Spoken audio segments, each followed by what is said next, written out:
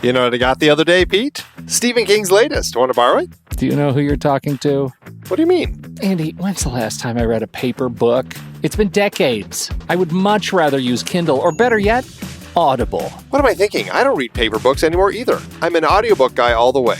For those looking to listen to the books behind the films that we talk about here on Movies We Like, not to mention all the other podcasts in the Next Reel family, get a free audiobook download and 30-day free trial at thenextreel.com/audible. There are so many great adaptations from Movies We Like available in audio form. Early on, we covered Casino Royale with director Matthew Gratzner. You went through all of the 007 books on Audible, right? I did indeed. What a series.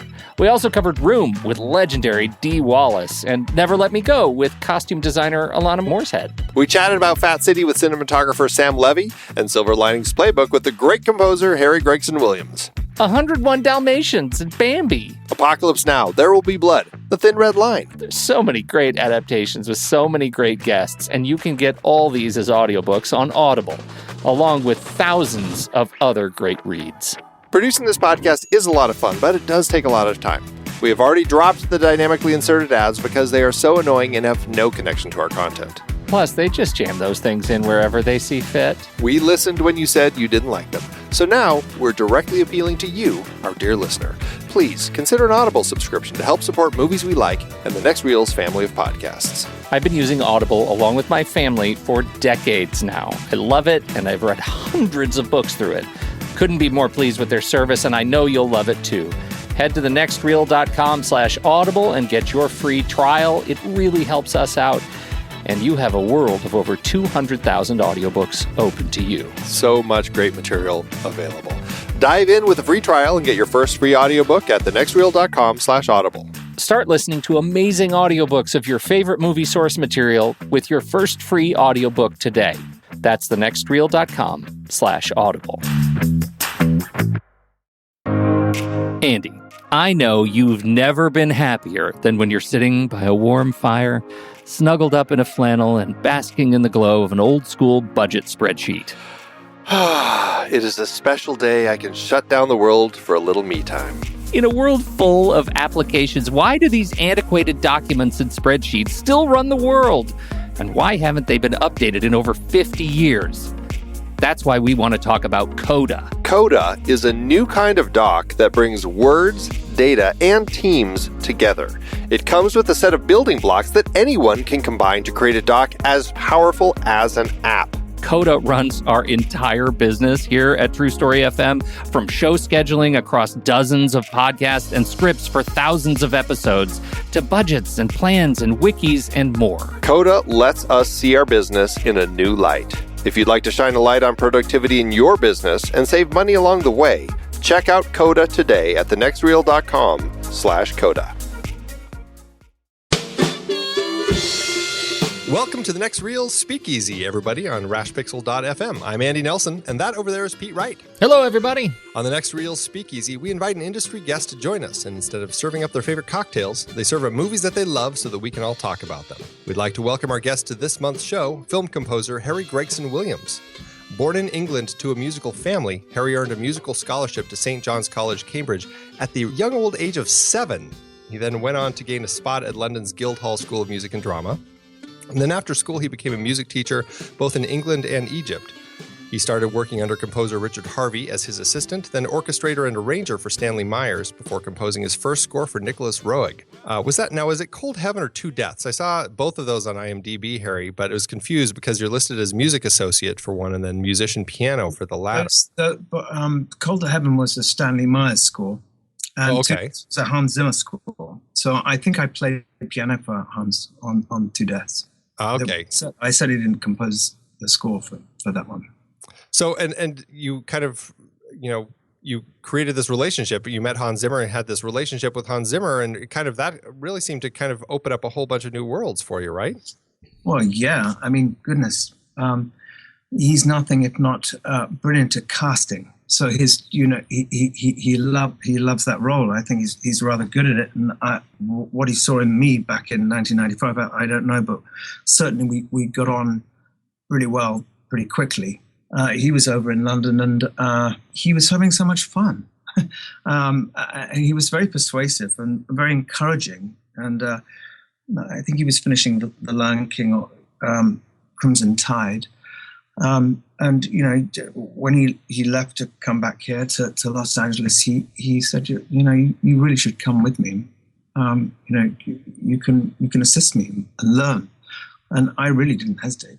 It was what an opportunity.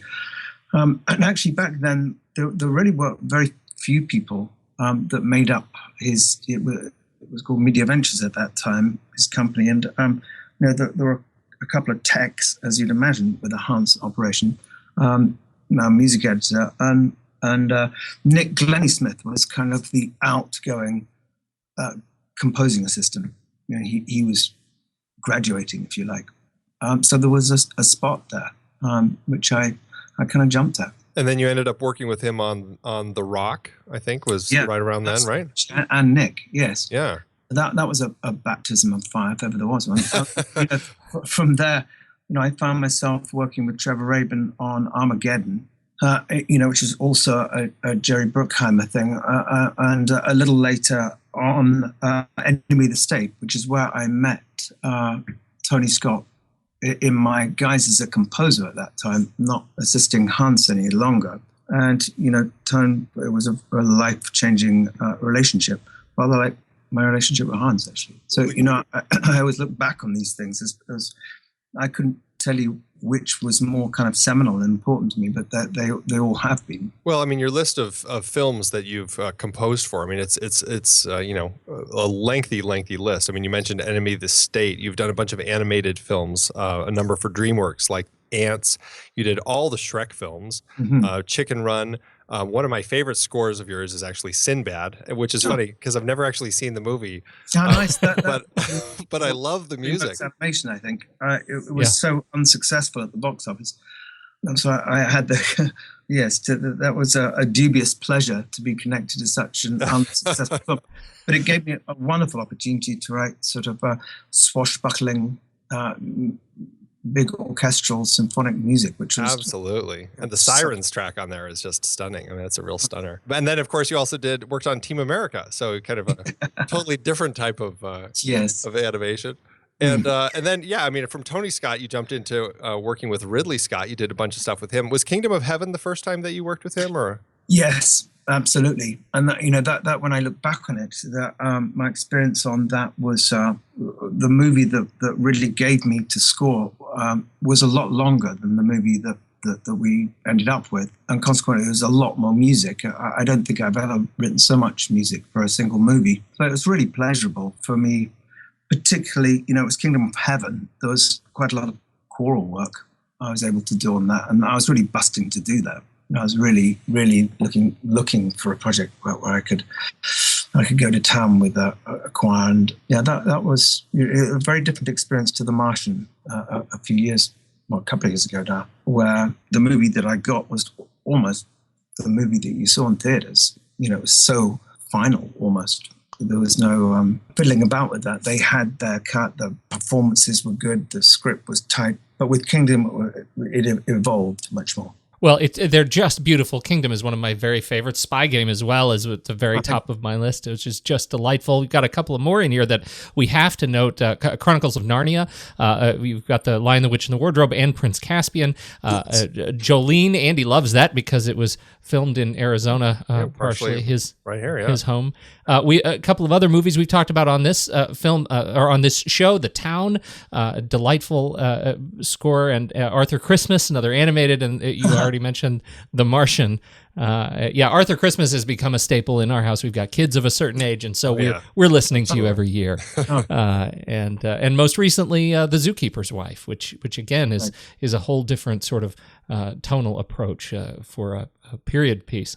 Yeah, and that was very much a labor of love, and that was one of those precious opportunities to work with a really, really cool director, Nicky Caro, and I really valued that experience. Just as a fun aside, I also think it's kind of worth pointing out that you are a part of the Brother Composer Club, since your brother Rupert Gregson Williams also composes. I would say we don't quite have a dynasty like the Newmans do. Like the Newmans, but then there's also the Danas, the Shermans, and even, I guess you could say, the Bacon brothers to a certain extent.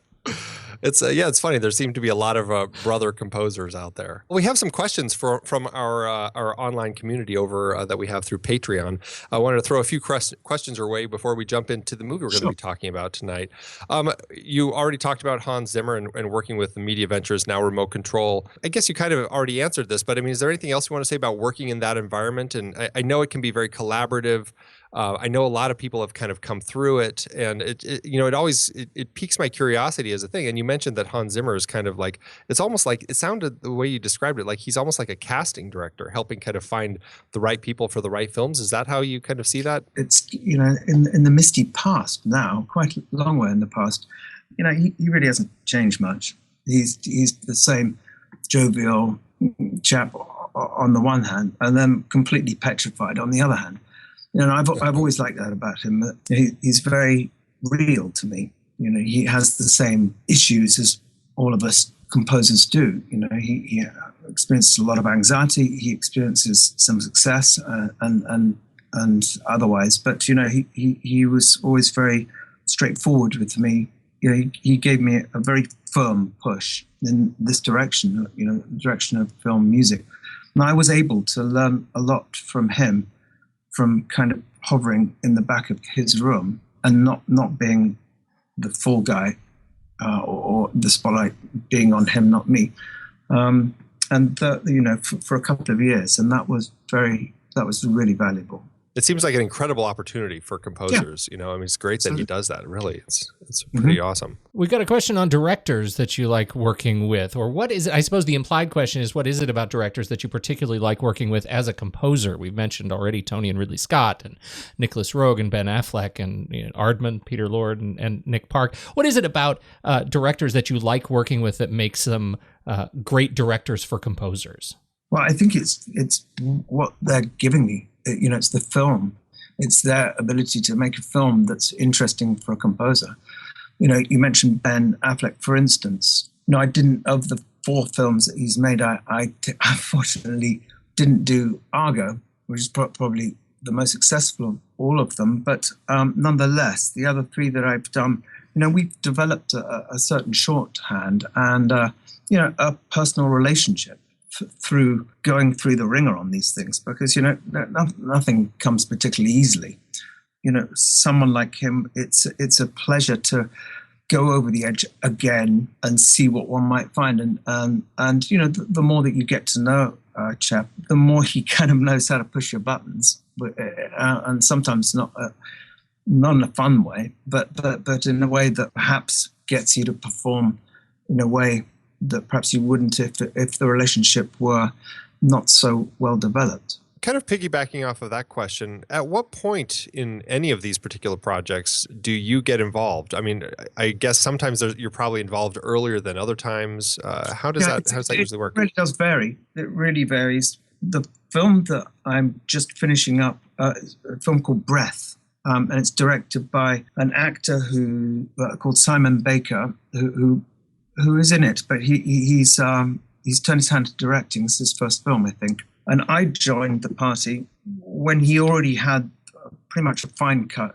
of the film, so very late in the day. I had enough time to do the score and to work with him, collaborate with him, but that's quite unusual. Usually, there will be more time, and one's scoring a film that's not necessarily perfectly defined yet.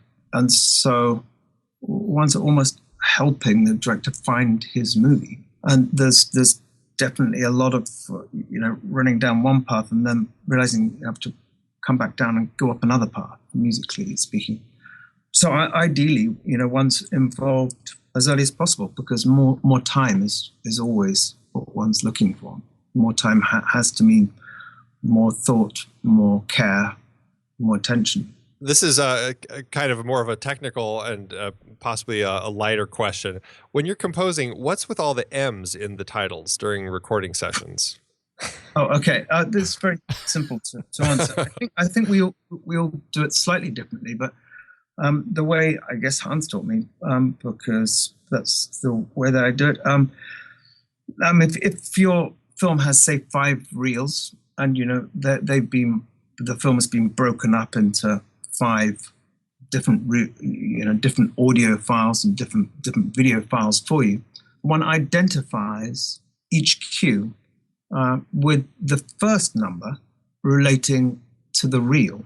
So the very first cue in the movie, and the number that comes after the M, that would relate to the number chronologically of the cue. So the first cue would be 1M1. So it's reel 1, and it's the first cue of the movie. So wheel on, say, 20 minutes into your movie, you're probably in reel 2 by now, and say there have been 6 cues in reel 1, and you're writing the 7th cue, and it's the first cue in reel 7. That will be called 2M7. Oh, okay. So it's the 7th cue of the movie, and it will be identified with its first number. Hey, what does M stand for music? I don't know. It's funny. But I know that it goes between the 2 numbers, and that's how we identify. Well, it's funny so because if you hear a cue called 6M49, right. late in the movie, it's reel 6, and there've been 48 cues before it. It's interesting that it's kind of stuck with that reel thing because it seems kind of outdated now, but I guess that's just how it goes. Like, how do they even identify reels ananymore? It works for us because it's not so overwhelming to look at the whole. We've got a question here on temp tracks. We'd like to wonder what your thoughts are on temp tracks and how particularly they've affected the work of composers. Again, I can only really speak from my own experience. Temp tracks are crucial for not the composer, certainly not to begin with, but for the editor and the director. I mean, we all know that creating the right rhythm and length of scenes, selecting the right shots and staying with a shot a certain length of time, it's really handy for the director to hear music as he's doing that, to help him imagine how things are going to flow. So, I've never seen it as something that was put there to torture me. It's something that, different directors treat differently, but I think they all have one thing in common: is they use it as a tool in order to help them not just imagine, but help their movie play out in a certain way. Now, certain directors may fall in love with the music that they temp in, and that could cause a composer problems later on, but not insurmountable problems. I think a composer who tells you that he's trapped and has nowhere to go by a temp track is maybe being a bit lazy. I mean, the point is, if something works rhythmically perfectly for a director, a piece of temp music, hopefully not melodically or harmonically, because I don't know where you go there, but there's something about the tone and texture of a piece of temp music. I think as a composer, you have to take that on board and work out what you're going to do as relates to your score. Not, am I going to rip this off, or do I have to do the same as this? I don't see it like that at all. Yeah, it's always an interesting thing, and I mean, I know it's something that comes up a lot, especially with, it seems like Ridley Scott's films seem to be something that it pops up quite a bit in. So it's good hearing kind of from your perspective as somebody who's worked with Ridley Scott. Yeah, the last film I did with him was The Martian. I don't recall the temp track. The part of a composer's, part of his lot is going to be, if he does feel a bit trapped with a piece of temp music, he's got to be smart enough to find a way out of that. Sure, yeah. And to understand what it is, that's turning the director on. I think an easier way out would be to, basically cop it and say, okay, well, I'm going to change the top note here. And, I don't think that's necessary. Another question from the community: what are your thoughts on technology in film composing? Do you use a lot of, as he says, Hans Zimmer-esque technology to compose, or is it more traditional? Yeah, no, I mean, when I showed up in 1995, I was a pen and paper guy. Mm-hmm. And that, Hans kind of put me in a tiny room and with an Apple computer and said, look, you got to learn how to use a sequencer, and please don't come out until you have. So it kind of baffled me. I wasn't expecting that. I had no experience of that. Everything I had written before that had been, pen and paper and whatnot. But no, I embraced that, and there's a really good reason why it's very advantageous to be able to use samples and create really awesome mock-ups for a director to be able to collaborate with you. I mean, otherwise, if one's asking a director to imagine, how the music's going to be, or like sit at the piano and tinkle away and say, well, this will be a bunch of French horns. Ultimately, it's going to sound really powerful. That's quite a stretch. And so, yeah, we've come to a place where I think you'll find most composers have embraced technology so much so that it's part of our lives. I love it. It's not where I kind of started at all. Our last question for the community: is there a different process for you for composing for an animated film versus a live action film? And I suppose we could take that both ways, creatively and technically. No, not really. Technically, no. And creatively, not really, because, I think back to the first animation I did, Ants, for Jeffrey Katzenberg at DreamWorks, and I think struggling to find a way into that movie. I do recall him saying, look, for God's sake, can you just don't focus on them all being ants? This is a Woody Allen movie. This is romancing stone. And in many ways, he was really, he was on something, because, take a Shrek movie, for instance, there's, Shrek adores Fiona, and a lot of the movies are concerned with them being apart and him trying to get them back together again. And, this could be a live action scenario. And so I think when looking for the sort of emotional arc of a character, it's made little difference that a lot of the films that I have scored have been animated. I think that let's shift our conversation here and jump into the movie that we're here to talk about.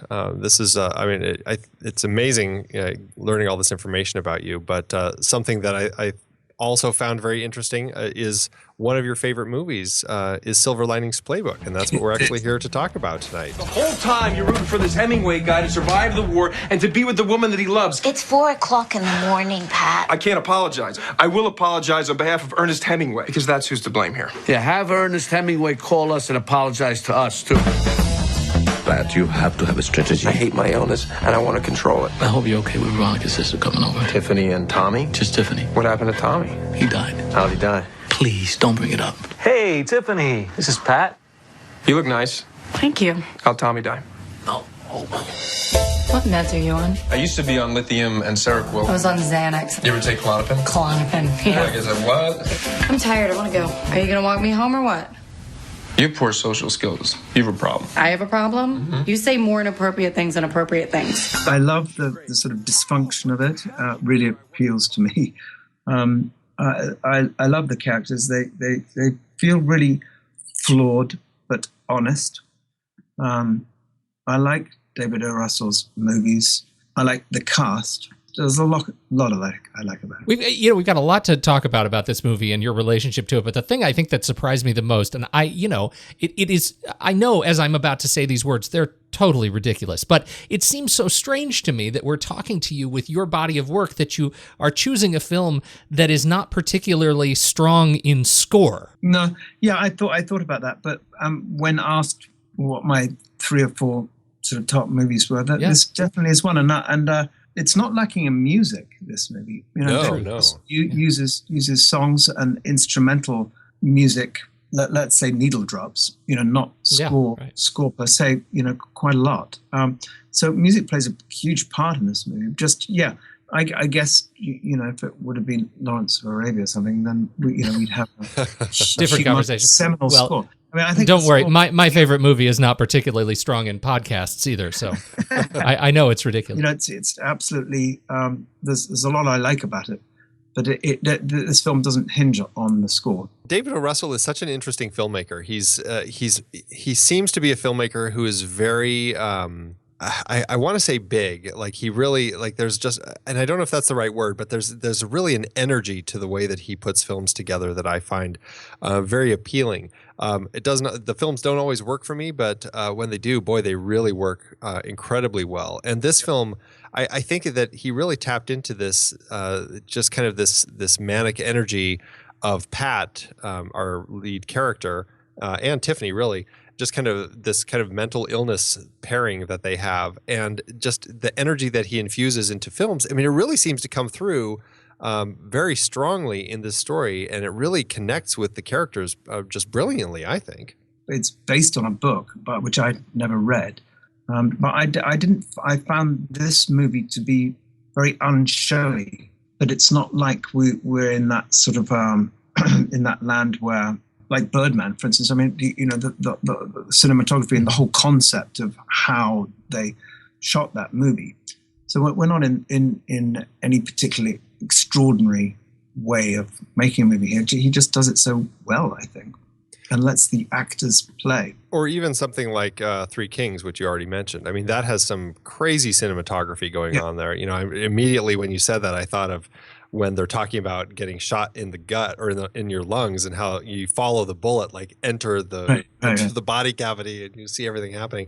I mean, it's just very interesting. Here it is very much more focused on the characters. I mean, there still is this energy around the way the camera moves and almost like dances around the characters and the editing and everything. But yeah, it's nothing quite as over the top as some stuff that he's done in the past. It's an interesting thing. You mentioned that it's based on the book by Matthew Quick, and I find the connection between David O. Russell's response to the material and Matthew's response to creating it. Quick, the author, says that his inspiration for the novel is that he wanted people that when they read the book who might be feeling alone to feel less alone, right? He wrote the book to convince himself that silver linings were possible. He was in the middle of making a transition. He was an English teacher at the time and wanted to become a full-time author, and that this was the book that got him over the hump there. Well, David O. Russell discovers this and it finds that it so closely mirrors his own life and his relationship with his son, who faces similar challenges to Bradley Cooper's character, although was a young child at the time, that he said he just had to make this movie. He had such a deep personal connection to the material itself, and you know, he is effectively De Niro and his son is Bradley Cooper, and he said that was the movie that he wanted to make his son feel like he's a part of this world too. I found that really compelling, and it made me enjoy the movie that much more this viewing, things that I didn't know before reading up on it. Absolutely, but I think Bradley Cooper's character actually says, stay positive and you might have a shot at a silver lining.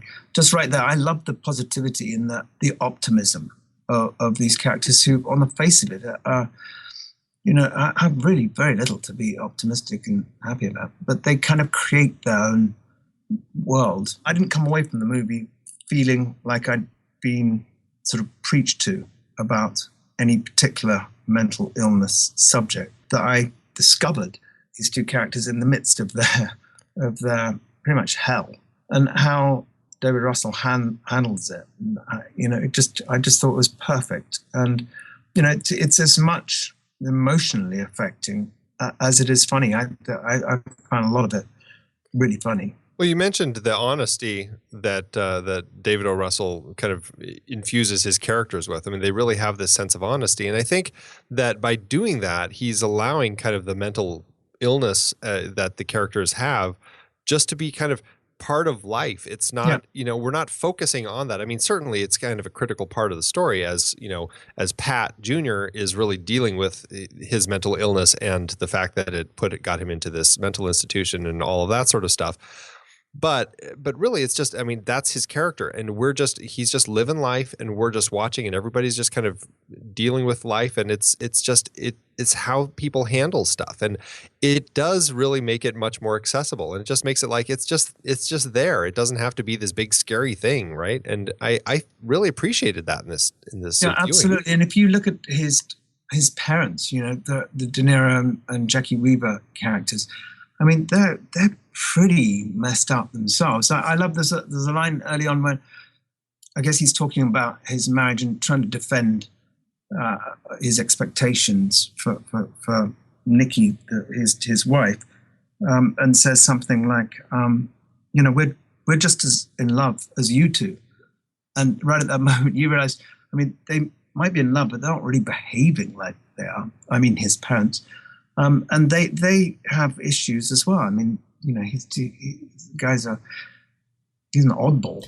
Yeah, that's one of the things I like so much about it. Andy made the point earlier that David O. Russell, he tends to work big. He works big, but so much of this is like the intimacy that we get with not just the sort of mental illness of Cooper and the deep sorrow and grief of Jennifer Lawrence, but the just day-to-day mental illness that impacts all of us when we go to family reunions and Thanksgivings, and like we all are on some sort of a spectrum, and I think that's very much what this film highlights for me, is the normalcy of the abnormalities that we experience as human organisms. And I think that is an incredibly special message that's buried in here, and it's kind of a small message, which is kind of a radical departure for David O. Russell and his grandiosity.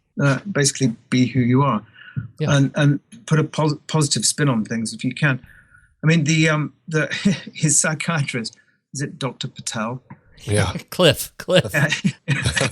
Such a foil for Bradley Cooper's character. So, I love his introduction and where his character goes, and the fact that he shows up at the Eagles game. I never quite knew where the movie was going to take me. That was another thing that I really appreciated about it the first time I saw it. I had no idea. I was rooting for the two leads to get together. Wasn't quite sure whether they would, or even if they did, what would happen. But somehow he managed to, take us on a trip that one couldn't really predict, and bring us to a really warm ending. It's always great when a script can do that, when you can watch a movie and go, I really have no idea where I'm going to end up with this one. Yeah. And you don't get that too often, but man, is it special when you are experiencing that. And that you're right. This was one of those ones. You get the note that there's going to be, she wants to have him help with the dance, but still it's like, how is that going to, tie into the story? Where is this whole thing going? Now we've got this bet going on. There's so many things happening. It really takes you in a lot of directions. Yeah, no, I liked it. Speaking of the dancing, I thought some of the sequences where they're practicing, I thought they were just so well done, because they were obviously heightened.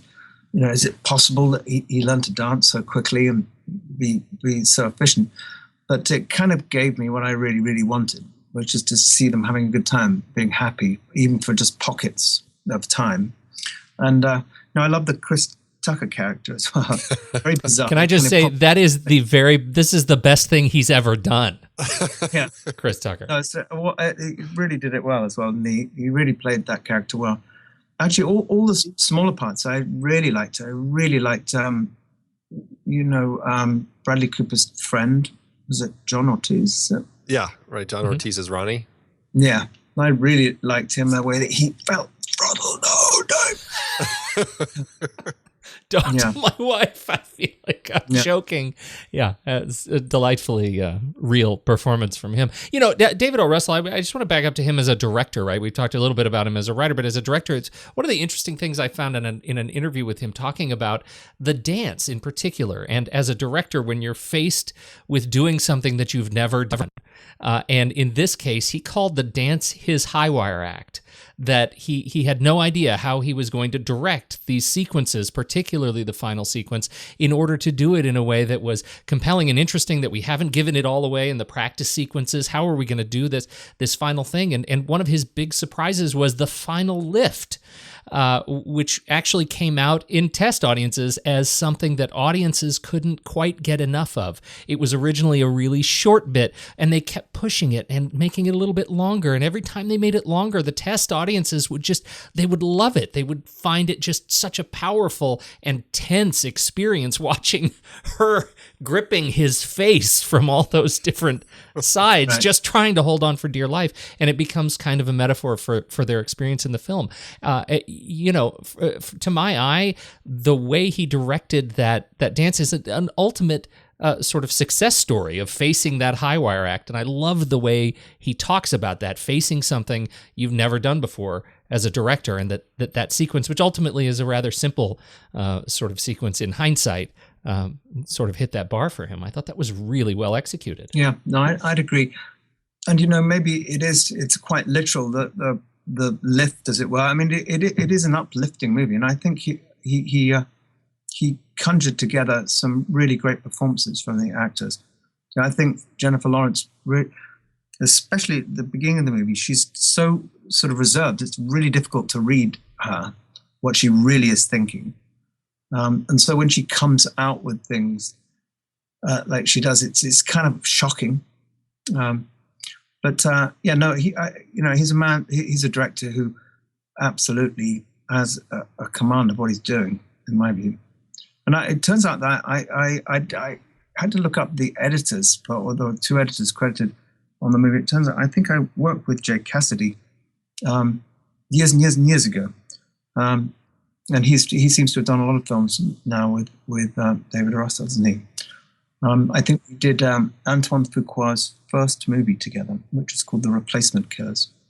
Oh, way back then. Oh, back fantastic. In 1996 or something, yeah. Yeah, this was their first movie together, Jake Cassidy, and they met each other essentially on a blind telephone date. The way they talk about it, it's a fascinating kind of relationship. But this is an interesting thing when we're talking specifically about building character. Apparently, the way Russell shoots, he essentially lets the camera run as long as he can on a take, which is essentially the full sort of 22 minutes, and so they end up with a lot of versions of each character. You know, some characters, some takes of a particular scene, the character is much more affected than another, and some and much more subdued in others. And so much of their effort in the editing booth is to cut together the right versions of the right characters and sort of put these puzzle pieces together. And I get the sense that, you know, what's left on the floor is essentially 2 or 3 other complete movies with very different characters left. That'd be interesting to see. Right. Yeah, right. I didn't know that. That's it certainly must be quite testing for the actors to have these long takes. Yeah. But I love the way the characters play off each other in this movie. So he was definitely onto something. Cassidy says, for David, editing is just a continuation of screenwriting. It is the final draft. And I thought that was a really lovely and sort of poetic punctuation. Let's talk real quick about the first shot and last shot of the film. The first shot of the film, we start over black as we hear Pat reading a letter about what Sundays mean to him. This is a letter that he's written to Nikki, his wife, who the whole story is about him trying to get back. And then we also have some text telling us that we're actually at a psychiatric facility. And then we fade up on Pat's back and we track into him as he reads this letter. And someone knocking several times telling Pat that it is time to go. And the last shot, Pat is talking about Sundays again. We've come full circle. He says, Sunday's my favorite day again. And we slowly push in on him with Tiffany in his lap, and they kiss, and they're happy, and it's adorable. Absolutely. Yeah, I'd agree with that. Yeah, I like the very beginning of the movie. It's again, it's difficult. It takes a while for one to kind of get a grip on what sort of movie this is going to be. He's quite irritable at the beginning, Bradley Cooper's character, isn't he? And it actually, once he's bundled in the car and he's on his way home, it takes the Chris Tucker character who hitches a ride to come in and kind of let you know, actually, you really don't know what sort of movie this is going to be. Well, isn't it funny that Chris Tucker is the one who softens the edges of just about every hard scene with Bradley Cooper? Yeah. Uh-huh.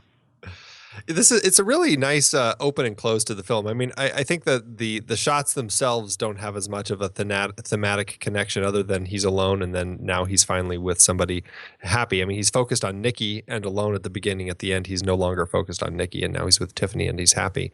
But it also, I think a lot of it is really just about the script, and he's talking about Sundays and how important Sundays were to him, and how Nikki didn't know that he loved Sundays, and it kind of Sundays, the importance of Sundays kind of fell away for him. But now that he's kind of gotten over Nikki and everything's come back, and he's with Tiffany, Sundays, like he says, Sunday's my favorite day again. I like that, the way that the script itself really helps kind of tie the beginning and end of the film together. It occurred to me, I mean, Sundays is also football day, isn't it? Yes, so, right, yeah. I don't know whether that's got something to do with it, but certainly it's a household that's jumping on a Sunday, yeah. Yeah, and speaking specifically to the sort of next chapter, I almost don't want to say rebuilding, but that's probably appropriate too. Rebuilding of his relationship with his father, and certainly his father's rebuilding of his relationship with him. Right. Which ends up being, I think, as sort of perfect a relationship as the one that I love so much between Pat and Tiffany. It's Pat Sr. and just again the subtlety with which De Niro actually tones down his natural De Niro-ness to play this dad is really special. Yeah, no, I'd agree with you. I as the years have gone by, I'm less and less drawn to Robert De Niro as an actor, but I was really, really, really thrilled in this movie. I thought he was just perfect, pitch perfect, really. He had two scenes that really, for me, it was like, this is why I love watching Robert De Niro. One is when he gets so mad at Pat Jr. for not being there, and he's so mean. It's like his superstitions and his passion for the game have like turned him into such this spiteful person. He's like, you're an awful kid, and all this, like he's saying such horrible things to his son. I mean, it broke my heart to watch that scene. And then following that up with the scene where he's talking to Pat when Pat's in bed, and he's talking to him, as a nice quiet scene about how he might not have been there as much, and he's kind of tearing up. I mean, it's just like two powerful scenes that it's like, this is De Niro. This is what I love seeing De Niro do. I agree. Yeah. He was right on song. That it was Robert De Niro with the final sort of, and I don't mean this derogatorily, his final sort of Hollywood call to action. You got to go get her. Don't let this, she loves you. Nikki didn't. She loves you. Don't mess this up. I wanted to leave. I don't even know what I was looking for. I wanted to leave the house. De Niro told me to go look for somebody. We sort of skipped Bradley Cooper and Jennifer Lawrence just in terms of their performances specifically, which, I think talking specifically about Jennifer Lawrence, because we don't even see her until 24 minutes into the film. And that gives us a chance to really live in the head of Cooper's Pat. And then we're introduced to another very hard character. Yeah, that's something I really like about her. Her entrance is kind of a bit of a surprise and quite abrupt, isn't it? But she's so sort of magnetic that one really wants her to unload her story, which she duly does. But I think she played that character so well. I think we were all struck with her.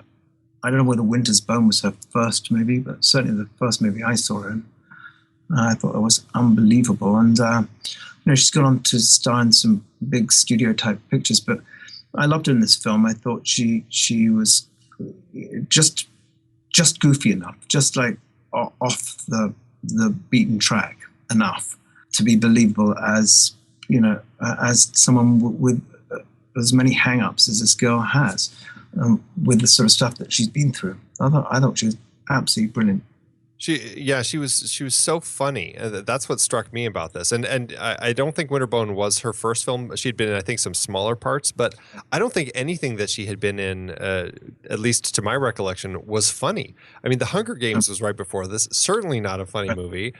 X-Men First Class, even maybe The Beaver, the Jodie Foster movie, might have had some comedy. But this, it seemed like David O. Russell found the right way to tap into Jennifer Lawrence that we all know and love, because I mean this seems like so much her essence that she's bringing forth here. And I mean, you can see why she received so many accolades for her performance here, because it's this shining star performance here. I mean, it's just amazing what she does. Well, and sort of genetically, I mean, she is gifted with that sort of genetic ambiguity of age. She was 21 when she started shooting this film. Right. which is an amazing thing. I mean, the depth at which she brings that sort of level of grief, the level of grief of having lost a husband in a really just diabolically sad way to lose her husband, the police officer, buying lingerie for her to try to rekindle their marriage. Like, where does she get this stuff? I mean, it's but I just... love her strength and her determination. She's, she's no pushover. And she seems like she must need saving, but actually she's quite capable of being the one who does the saving. I think her character's really well drawn here. Yeah, absolutely. And Bradley Cooper, I have to say, I mean, he's a hit and miss with me, but for the most part, I think for the most part I enjoy him. But I don't think I had seen, and I think even when I first saw this, I didn't connect with Bradley Cooper as much as I did on my rewatch this time. I mean, I was just blown away by everything he's doing here. He's got such a handle on the way that he's dealing with all the different episodes that he has, and just the volatility, the ups and downs. I mean, his everything is like the non-filter that he's always having. He really handles it incredibly well. And what I heard is that he only had like less than 6 weeks to prep on this, because I think Mark Wahlberg was initially on board, but then at the last minute, Russell decided to switch over to Cooper. But isn't it how lightning sometimes does strike in the right place? And the casting, I think, has a lot to do with the success of the movie. And somehow these two people at the stage they were when they shot this movie in their careers and the age they are, I think they played up each other really well. And I'm sure a lot of that has to do with how they were directed. But in terms of casting, I think it's just couldn't be more perfect. And clearly he's somebody who, from this film, he's developed a great working relationship with Jennifer Lawrence, because, I mean, this is the first of at least 4 movies that they have worked on together. So, I mean, they definitely have continued working well on screen together. The other part of their parents, Jackie Weaver, you already mentioned Jackie Weaver as Dolores, again, brilliant. She just exudes the role. Brilliant and understated. I think she just says an awful lot with her face and with the way she delivers her lines. But that could easily have been an overpowering character. I think it was really, really well done. And you'd never believe that she's Australian. Case in point. Is she? Yeah, she was in was it Animal Kingdom? Animal Kingdom, and she was so good in that. And then to see this is like totally no sign of her Aussie accent popping up here. Let's see. We mentioned Chris Tucker. This was his first film since Jackie Brown in '97, other than one Rush Hour movie. Or all three Rush Hour movies. All the Rush Hour movies. And then he did Billy Lynn's Long Halftime Walk, which I didn't see. Man, it's fun not to see him as Ruby Rod. But a great part. I'm sure he read it. I have to do that. Oh, every time he's in it, too. That when he comes in to teach him how to dance, how to have some soul, it's just fantastic. It's fantastic. Anupam Kher, we mentioned Dr. Cliff Patel. It's delightful to see him in here, and particularly, as you mentioned, when he gets off the bus at the game, it's fantastic. And then the rest of the cast, we've got John Ortiz and Shea Whigham and Julia Stiles. Oh, my goodness. Such an incredible talent in Julia Stiles again for a very, very brief little bit. Paul Herman as Randy, Dash Mihok as Officer Keogh, and Bree B as Nikki that we see briefly in flashback and again at the end. This is a funny thing because as much as it's a cast that we follow around through the eyes of Cooper and Jennifer Lawrence, this is a strong ensemble behind them. Very strong ensemble to my eye. I'd agree, and I think, again, going back to the casting, I think that was done extremely well. This was we talked about the book briefly. The book came out in 2008, and the Weinsteins, they snatched it up right away, and they actually were hoping that Sidney Pollack and Anthony Minghella would produce this. Unfortunately, they both ended up passing away that same year, but not before Sidney Pollack actually had a chance to talk to David O. Russell about it. And just I think knowing the issues that he had with his son, and that really is what drew Russell into this story. And he had been attached to it since the beginning. It just took him 5 years and 25 rewrites to get the script to a place where he said he could direct it, because it was so tricky balancing all of the different things going on here, just the different emotions and the ups and downs. Yep. I can only imagine how challenging it was. But I thought this was funny. Apparently, when he was writing it, he had Vince Vaughn and Zoe Deschanel as the two leads cast in his head. No, I'm not sure I can picture Totally that. different movie there. Cinematography from Masanobu Takayanagi. This was a living camera. It was, and I think partially because so much of it is handheld, so much of it is moving through groups, so much of it is snaking through life. I think it gives it's a great testament to him that it's not. vibrance. It doesn't make you dizzy in any way, or it's not. Truly. There clearly was a lot of handheld stuff, and I think that's what gave the movie the feeling of it was such a personal thing. Once one got inside the story with these two characters, one felt one was just sort of hovering outside their circle and observing what was going on. Well, something I loved about the camera work was how quickly we would move into close-ups on people. It just felt like we were moving right into their zone, and it really helped me connect with people that much quicker. I really enjoyed that with the cinematography here. Well, there's this sort of frivolity to it too. There are a lot of these really well-timed whip pans, when he's finishing these books and he throws the book out the window, and I mean it's just these just wonderful. Some of these some of these camera moves are punctuated with music, and which gives it a sort of double whammy really to the audience. But David Rossi utilizes that quite a lot in the movie to great effect, I think. Yeah, he's great. That's something that he's always been good with, is finding. I couldn't name off the top of my head some of the other composers that he's worked with, but he always seems to have a real strong balance of the score that he uses with just a lot of songs, and it's a really eclectic mix too. It's not just the songs aren't kind of all themed a certain way. It just is really an emotional grouping of songs that seem to kind of help tie into the story and help kind of push it in the directions that he needs it to go. Yeah, I think Danny Elfman's, from what I got from it was that Danny Elfman's job here was to create a couple of different evocative and quite simple musical statements that could be utilized in different guises and different arrangements, but at its most basic was just a solo piano, maybe with a little string or something in there. But there's a really nice chord sequence which goes from, I think, C major to E major, which has something slightly nostalgic about it, or it moves you somehow. There's something a little squiffy about it, which just suits the characters perfectly. There's something's not quite right with it.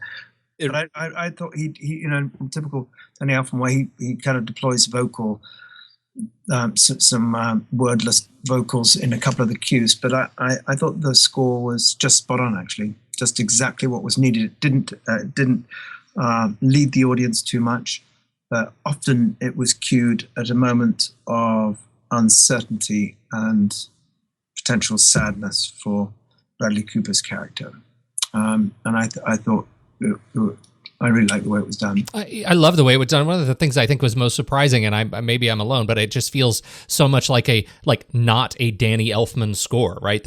It felt very much like of a piece with the film and the tone of the film, and didn't have a very strong Danny Elfman stamp on it, which a lot of films he's involved because they do. I think he managed to create something subtle and evocative, simple.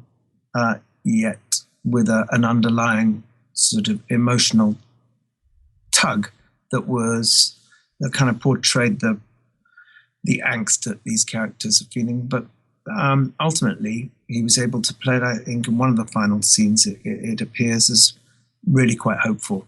But often it was melancholy. But it's good. It was a really good little piece there. I like it. He did the music for Good Will Hunting, and that this kind of reminded me of that music. It kind of had that same sort of feel to it. That was kind of for me, it's kind of like that side of Danny Elfman, where he's kind of doing music like that, and that also kind of had a little bit of kind of that hopeful melancholy in that score too. So I think he can tap into that pretty nicely. Yeah. I have to say though, it's looking at his list of films on IMDb that he did just the same year that this came out. He was a very busy boy. I mean, he did Dark Shadows for Tim Burton, along with Frankenweenie. He did Men in Black 3, Hitchcock, and Promised Land, not to mention 4 shorts. So, I mean, that's a full year for him. Well, probably a good job that this film, I doubt there was more than 15 or 20 minutes of score. Right. And, probably not. Which Right. is kind of doable. Had it been, a sort of Ridley Scott 88 minutes of symphonic music, he might have been in trouble. Right, yeah. No, but still, it's like it's interesting because you think about films and how long films can take to get made, but then you realize sometimes the composing side of it can be so quick. I mean, obviously, sometimes it can be much longer, but sometimes, I mean, you're getting six feature films cranked out in a year, so it's it's pretty amazing. We already talked about the dancing, but Mandy Moore, who did the choreography, just did La La Land too. She was, and it's not that Mandy Moore. I thought it was, but I looked her up. Apparently, there's another Mandy Moore who choreographs dance for projects like this. Who I'm sure is delighted by Mandy Moore's success. I think it was wholly successful, because it wasn't so scattershot that one wished it was a little bit more polished, and it wasn't so polished that one was taken out of the movie and thought, well, how the hell are these people doing this? Yeah, but I'm biased. I love this film. I think there's a lot about this film I wouldn't change if I could, even if I could. I would just have it exactly existing in that slightly off world. All right. Not that we're going to name them all, but it did seem to perform handsomely during award season. It received much love. It had 88 wins along with another 145 nominations. So that's a pretty hefty load there. Just from the Oscars, it received 8 nominations, and it won 1 for Jennifer Lawrence winning Best Actress. It was her first Oscar. The other 7 were Bradley Cooper, of course, for Best Actor. He lost to Daniel Day-Lewis in Lincoln, which that was a pretty strong performance there. Can't argue it. Robert De Niro lost Best Supporting Actor to Christoph Waltz in Django Unchained. Right. Jackie Weaver lost Best Supporting Actress to Anne Hathaway in Les Mis. Interestingly, Anne Hathaway was one of the people who I think she was originally cast opposite Bradley Cooper in this, but ended up having to drop out due to scheduling conflicts, I'm guessing with Les Mis. So it's kind of interesting how that played out. Best Directing, Russell lost to Ang Lee for Life of Pi. Best Adapted Screenplay, he also lost that to Chris Terrio for Argo. Best Editing, they lost to William Goldenberg for Argo, and Best Picture lost to Argo. But it was a few little trivia bits about the Oscars. It was the first since Million Dollar Baby to be a Big Five nominee, getting the actor, actress, picture, director, and writing nominations, and the first since Reds back in 1981 to earn the nominations for all 4 acting categories. So, and Danny Elfman performed fairly well too, right? Well, Danny Elfman actually did. I guess he got a BMI Film and Music TV Award for his score in this, and then he was nominated for Composer of the Year at the World Soundtrack Awards. But that was probably just because he was so prolific this movie. Yeah, right. We do have just one other bit of trivia, and this is, I know, as a fan of the film, something that you'll want to take notes on, and that is, can you at home make a Krabby snack and a homemade? I don't. I watched the film again yesterday because I knew we were doing this, and I really don't know what a Krabby snack is. Is it like it's like a seafood thing we're talking about here? Well, thankfully, Andy, who does all of the deep journalistic work for these film discussions, has found the answer. And it is. According to Matthew Quick's mother, Matthew Quick, remember, is the guy who wrote the book. Yeah. His mother, Doreen, used to make Krabby snacks. And she says it's a canapé that she would make for game days and other gatherings. The recipe consists of canned crab meat and processed cheese cooked together and spread onto English muffins, then cut into quarters. Wow. Okay. So next time you want to watch the big game, now you can make Krabby snacks. As far as homemades, they are beef rolls covered with breadcrumbs and simmered in tomato sauce. I'm okay. I'm not actually hungry. I just want to hear Jackie Weaver say it a few more times. Yeah, right. She's brilliant. The last bit of trivia before we jump into the numbers, the Russian title of this film translates into "My Boyfriend is a Psycho." Oh, the Russians. They know how to play their subtlety, right? Yeah, right. It's funny. I was Yeah. reading about titles for this, and I guess silver linings is a concept that is kind of uniquely English, and so they actually had a bit of trouble translating the title of this film into foreign titles because it was a tricky description. We have a number of folks in Europe and the Netherlands and across Scandinavia. We hope listeners will write in with creative translations for this film, because I imagine that'll be another delightful game of Stump Andy and Pete. So, Excellent. Andy, why don't you let us know how to do in the numbers? David O. Russell spent $21 million to make this movie, which is it wasn't that long ago. It was about $22 million in today's dollars. The movie had a limited release November 16th, 2012, opposite everyone's favorite Vamp Wolf romance finale, The Twilight Saga, Breaking Dawn Part 2, as well as Anna Karenina. It went wide on Christmas Day, and it maxed out at 745 theaters. It was a slow burn, but its Oscar nominations really helped out, and in the end, the movie made just over $132 million domestically and about $104.5 million internationally, making a grand total of just over $248 million in today's dollars. That gives David's movie an adjusted profit per finished minute of $1.85 million. A truly fantastic profit. And with the cost as low as it was for this film, the movie ended up earning more than 11 times its budget. So way to go, David O. Fantastic. That's stunning. Yeah. All right. Well, this is the part I know everybody has been waiting for. It is time for us to rank it. We're going to head over to flickchart.com. Flickchart.com / the next reel will get you to our profile, but you can just swipe over in your show notes and you'll see the link to Flickchart. You can just tap it. It'll take you right to Silver Linings Playbook. Now, a review of the rules for our guest. We're putting ourselves in the headspace of being on a deserted island, and all you have is Silver Linings Playbook and one other movie and a device of some sort to watch it on. And you have to choose, as we list off the other movie, which one you would prefer to watch. I have a feeling I know where you're going to go. If there's a movie that we list that you haven't seen, Andy and I will break the tie with a rigorously adult game of rock, paper, scissors. Okay. And here we go. Andy, Silver Linings Playbook, or... First up, it's opposite Hot Fuzz. Silver Linings. Say Silver Linings on this one. The gentleman's win. I will also say Silver Linings Playbook. All right, next up, Silver Linings Playbook or Trading Places. Oh, definitely Silver Linings Playbook. Yep. All right, Silver Linings Playbook or the Disney classic 101 Dalmatians, another speakeasy we did recently. I'm saving Silver Linings. Yeah, Silver Linings for me. Emmy. Silver Linings Playbook or Black Hawk Down, speaking of Ridley Scott. I'm going to say Silver Linings here. For the desert island, definitely. Yeah, Silver Linings takes it. Silver Linings Playbook or Jaws. Getting tough now. I'm going with Jaws. I think I'm Jaws too. That owns a very special corner of my heart. Oh, I know. I don't agree with either of you, but well, that's what makes this fun. That's what makes it fun. Yeah. All right. What's next? All right. Next up, we have Silver Linings Playbook or a much less fun film to watch, Requiem for a Dream. Silver Linings Playbook, please. Requiem for a Dream. Really? Yeah, I love that film. As do we. But whew. I would say Requiem also, actually. It is a brutal film to watch, but man, is it powerful. Well, me and my talking refrigerator are going to stick with Silver Lining. Silver Linings Playbook or Alien. More Ridley Scott. I am Alien. I'm Silver Lining. Alien. Outnumbered. Look at this. All right. Silver Linings Playbook or Raiders of the Lost Ark. I'm Raiders. Raiders. Are you kidding? Straight out of my childhood. Outnumbered again. No, I'm sorry.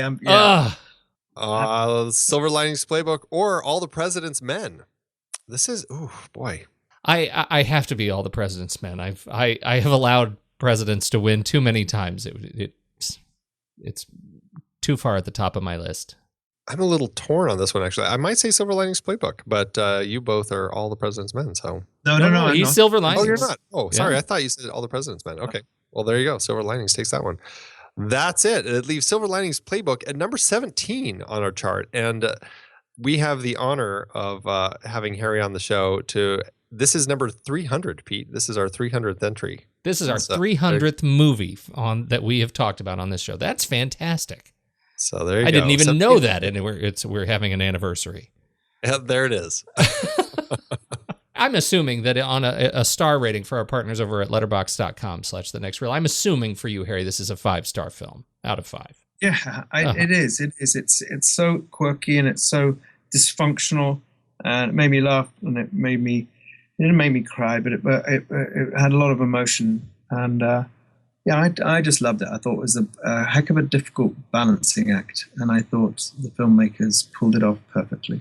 I have this is the third round for me, and it gets better every time I see it, and I think that's a real testament to the quality of the film, and it makes me like David O. Russell's work even more. I feel like I like the other movies of his more as a result of how much I like this film. It is also a 5-star for me. Yeah, and for me, definitely 5 stars. You know, it's so funny because I remember seeing this back when it came out in theaters, and I remember enjoying it.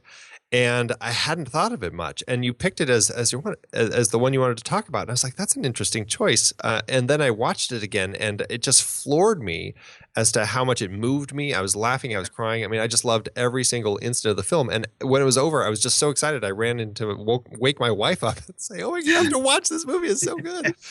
It really struck me. So absolutely 5-star film for me. So, and I'm so excited that you picked it. Thanks for bringing it to our show so that we could all chat about it today. Oh, great. Thanks for asking me. As far as you go, Harry, do you have a home online that people track you down? Do you tweet? I have a fan page on Facebook. Okay, great. So people can check you out over on Facebook. Great. I think so. And then I will point out that I do think people should go over to the Song Exploder podcast and check out the fantastic episode that you were on over there about The Martian. That was a really enjoyable episode. That's a great podcast. Yeah, really, really great. Well, again, thank you so much for joining us. And for everybody out there, we hope you enjoy the show.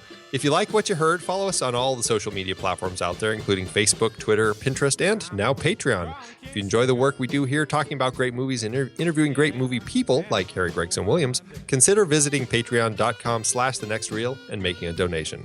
Thanks again for tuning in, everybody. Until next time, I'm off to go make some crappy snacks and homemades.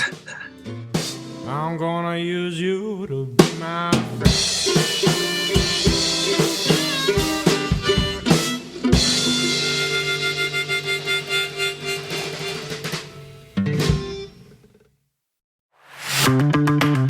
It's hard to believe that we've been having in-depth weekly conversations about movies since 2011. So many great conversations over the years about so many great movies.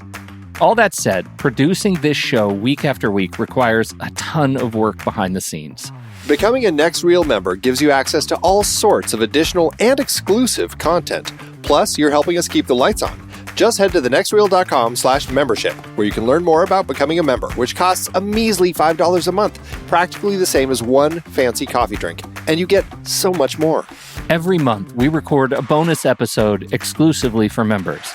Those episodes cover movies from whatever series we're covering at the moment or add to previous series. Some movies we've covered that only members get to hear us discuss include The Blues Brothers, The Russia House, Naked Lunch, Independence Day, The Hot Rock, and Relic, the better one.